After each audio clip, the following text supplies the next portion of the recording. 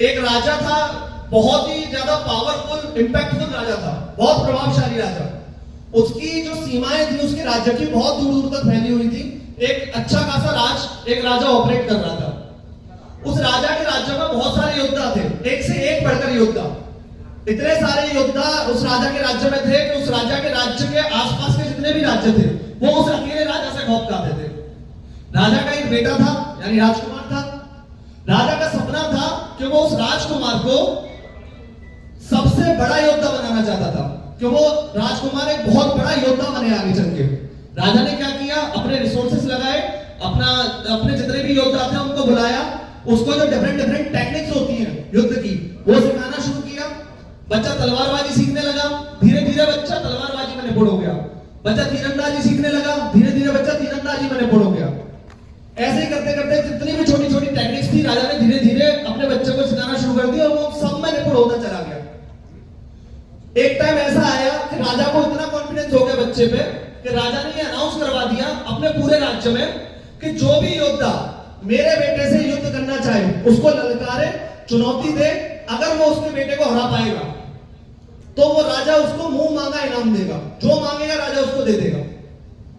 तो आए बड़े बड़े योद्धा आए, किसी ने उसको तलवारबाजी में ललकारा, राजकुमार ने हरा दिया।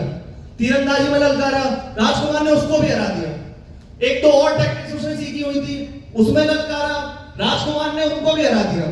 अब राजा को यकीन हो गया कि उसके बेटे से बड़ा योद्धा कोई है ही पूरे राज्य में। राजा खुश था, पूरे राज्य में ये बात फैल चुकी थी कि उसके बेटे से बड़ा कोई योद्धा नहीं है। धीरे धीरे ये बात जब राज्य के और आसपास के जितनी भी सीमाएं थी वह पहुंचने लगी तो राजा का एक सेनापति हुआ करता था जिसने राजा के लिए बहुत सारे युद्ध लड़े थे। वो सेनापति धीरे धीरे वृद्ध होता गया, फिर उसने उसके बाद वो सेवानिवृत्त हो गया, उसने रिटायरमेंट लेके युद्ध राजा के लिए उसने युद्ध लड़ना बंद कर दिया। वो सेनापति राजा की जो सीमाएं थी वहां पे कुछ आसपास के राजकुमारों और अच्छे योद्धाओं को युद्ध कलाएं सिखाता था। जब उसको पता चला कि उसके राजा का इतना बहादुर बेटा है कि उसको इतनी सारी टेक्निक्स आती है तो वो एक प्रपोजल लेके, एक प्रस्ताव लेके राजा के राज दरबार में पहुंचा कि महाराज आपका ये जो बेटा है, जो आपके राजकुमार है, इनको आप कुछ समय के लिए हमें सौंप दीजिए। हम इनको कुछ टेक्निक्स सिखाएंगे, इनको युद्ध कलाएं सिखाएंगे। अभी क्या है, इनको तलवारबाजी तो आती है, तीरंदाजी तो आती है, पर इन्होंने अभी तक कोई युद्ध नहीं लड़ा है, किसी भी युद्ध में नहीं उतरे हैं। तो आपके राज्य के आसपास की जितनी भी सीमा है, मैं जंगलों में बच्चों को युद्ध सिखाता हूँ, युद्ध कलाएं सिखाता हूँ, और उसके अभ्यास के लिए मैं बच्चों को, उन राजकुमारों को, उन योद्धाओं को वहां जितने भी लुटेरे हैं, डाकू हैं, उनके कबीलों पे अटैक करवाता हूँ, आक्रमण करवाता हूँ, जिससे आसपास की सीमाओं के जितने गांव वाले हैं वो सुरक्षित हो जाते हैं और बच्चों को युद्ध का अभ्यास हो जाता है। राजा ने जब ये बात सुनी, मंत्रियों से पूछा कि क्या जो ये कह रहे हैं सेनापति जी, इनकी बात मानी जाए, भेज दिया जाए? तो एक मंत्री थे, उन्होंने बोल दिया कि अरे महाराज, अब किस प्रमाण की जरूरत है? आपके बेटे ने सारी कलाओं में सारे योद्धाओं को हरा दिया, तो अब और कौन सी नई चीजें सीख लेंगे? अब ये समय की बर्बादी है, इससे ज्यादा और कुछ नहीं है, तो ना भेजा जाए। अब राजा ने वही उनको सेनापति को बोल दिया कि नहीं, हम यहां से नहीं भेजेंगे। जब वो नहीं माने, धुतकारा, फटकारा और वापस भेज दिया। क्या बुढ़े हो गए, आपको समझ में ये चीजें आएंगी नहीं? मेरा बेटा तो ऑलरेडी नहीं पढ़ा, सारी चीजें आती है उसको, तो क्या सिखा दोगे आप, और कौन सा युद्ध अभ्यास करा दोगे आप? मंत्रियों ने ये भी बोल दिया कि महाराज, इनका तो अपना स्वार्थ है इसमें, इनका खुद का गांव सीमा पे आता है, वहां लुटेरों का प्रकोप है, तो अपने फायदे के लिए राजकुमार को वो सिखा के युद्ध कला में उतारना चाहते हैं, युद्ध में उतारना चाहते हैं, ताकि अपना गांव सुरक्षित हो जाए। और क्या पता हमारे राजकुमार को भी क्षति होगी, तब क्या होगा? तो राजा और भड़क गया कि हाँ ठीक है, हम नहीं भेजेंगे, आप जाइए, हमारा जो राजकुमार है वो ऑलरेडी निपुण है और उसमें युद्ध की सारी कलाएं आती हैं।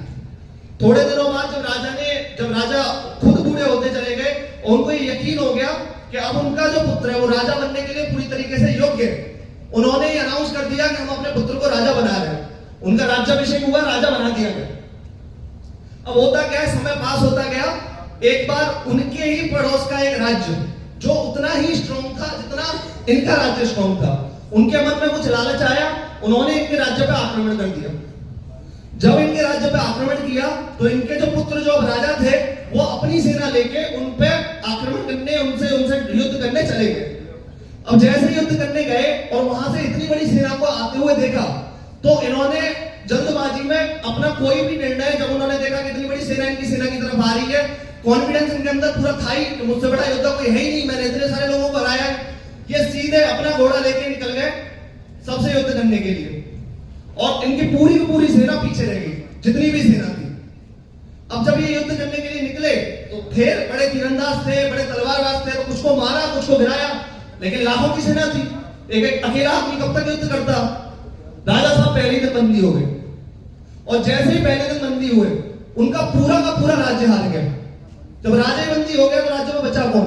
पूरा सेनापतियों की टोली लड़ने के लिए बची थी, सेना लड़ने के लिए बची थी, सब कोई लड़ने के लिए बचा था, लेकिन राज्य हार चुका था क्योंकि राजा ही बंदी हो गया। तो moral of the story is, आप जब तक सही चीजों का सही टाइम पे अभ्यास नहीं करेंगे, प्रैक्टिस नहीं करेंगे, आपकी नॉलेज आपके किसी काम नहीं आने वाली। आप सीख लो सारी चीजें।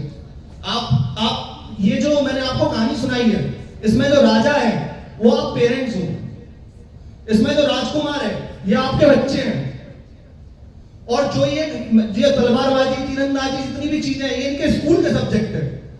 आप इनको पढ़ाते जा रहे हो सकता है ये उन सब्जेक्ट्स में निपुण होते जा रहे हैं, और आपको लग रहा है कि आपका बच्चा युद्ध कला में पूरी तरीके से पारंगत होता जा रहा है, लेकिन जब ये बच्चा असली युद्ध में उतरेगा, असली युद्ध क्या है? आईआईटी की प्रिपरेशन। असली युद्ध क्या है? नीट की प्रिपरेशन। तब इसको पता चलेगा कि स्ट्रेटेजिकली टाइम मैनेज करते हुए किस तरीके से आपको तैयारी करनी है, और उस तैयारी के लिए भी तैयारी होनी चाहिए, यानी युद्ध का युद्ध अभ्यास होना चाहिए। और उन्हीं युद्ध अभ्यास के लिए, उन्हीं तैयारियों के लिए बच्चे 8, 9, 10, 6, 7 क्लास से आपके आकाश इंस्टीट्यूट पे भरोसा करते हैं, आते हैं, ताकि बच्चों में छोटे टाइम से ही उस कंपटीशन का माहौल मिले, और जिस कंपटीशन की तैयारी वो करने जा रहे हैं 11th 12th में, उससे पहले ओलंपियाड के तौर पे उसकी प्रैक्टिस उनकी टाइम टू टाइम होती रहे, ताकि जब वो मेन तैयारी अपनी मेन बैटलफील्ड में उतरे, जब उनको आईआईटी करना हो, नीट करना हो, तो ऐसा ना लगे कि उनके लिए कोई नई दुनिया है। सारी की सारी चीजें उनके लिए बिल्कुल, वो सारी चीजें अपनी तैयारी ऑलरेडी करके आ चुके हो, उनको पता हो कॉन्सेप्ट किस तरीके से होते हैं, उनको पता हो क्वेश्चन पूछने का तरीका किस तरीके से होता है। ऐसा ना हो कि जब वो असली युद्ध में जाएंगे, जब वो आईआईटी की तैयारी करने जाएंगे, हो सकता है बच्चा 99% आपके स्कूल में अपने 65 बच्चों के बीच में लेके आ रहा है, लेकिन जिस क्लास में वो बैठ रहा है आकाश की में, उसमें जितने हैं सब टॉपर्स हैं, सब 99% है। वो तो अपने स्कूल का 99% है ना, जितने बच्चे हैं वो सारे के सारे किसी न किसी स्कूल से हैं, और किसी न किसी स्कूल के टॉपर है। तो जब बच्चा उनके साथ कंपीट करेगा, तब बच्चे को पता चलेगा कि एक्चुअल में उसकी स्ट्रेंथ है क्या। तो जब तक बच्चे की ये प्रैक्टिस छोटी क्लासों में नहीं होगी, इन द एंड ऐसा बच्चा कंफ्यूज भी होगा, हो सकता है डिप्रेशन में भी जाए, हो सकता है मतलब वो तैयारी अपनी जिस तरीके से, जिस पेस से उसको तैयारी करनी चाहिए थी, वो ना कर पाए। सो आपको पेरेंट्स को ये समझना पड़ेगा कि एक छोटी उम्र से बच्चों का एजुकेशन एनवायरनमेंट और एजुकेशन स्ट्रेटेजी चेंज करना हमारी सबसे बड़ी जरूरत है।